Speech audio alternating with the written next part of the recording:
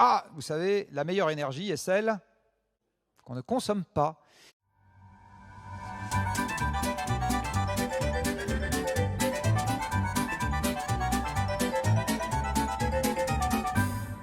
Vous faites l'exercice de taper dans un moteur de recherche la meilleure énergie, juste la meilleure énergie, et vous regardez ce que le moteur de recherche vous suggère de rajouter comme complément à votre requête.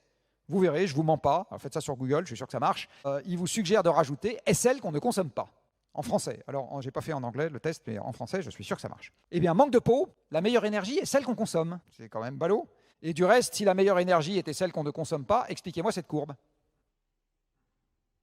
Expliquez-moi pourquoi, depuis qu'on utilise de l'énergie, on n'arrête pas d'en consommer de plus en plus. Si la meilleure, c'est celle qu'on ne consomme pas. Il faut quand même être stupide si la meilleure est celle qu'on ne consomme pas pour en consommer de plus en plus. Non ?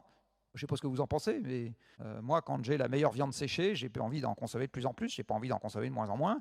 Et au contraire, si on me demande de manger un truc infect chez ma belle-mère, j'ai envie d'en manger le moins possible, et donc je ne vais pas me gaver, quoi. Bon, donc là, manifestement, c'est la meilleure énergie et celle qu'on consomme. Hein.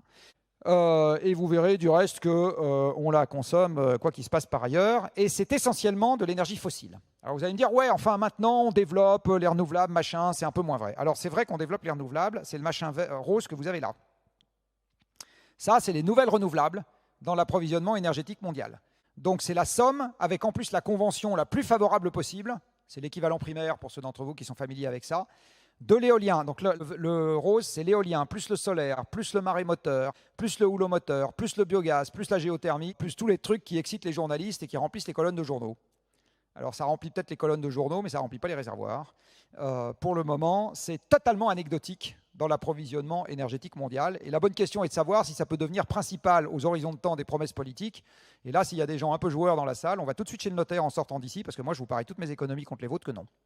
Donc s'il y a des gens un peu joueurs dans la salle, on y va, il n'y a aucun problème, c'est tout de suite.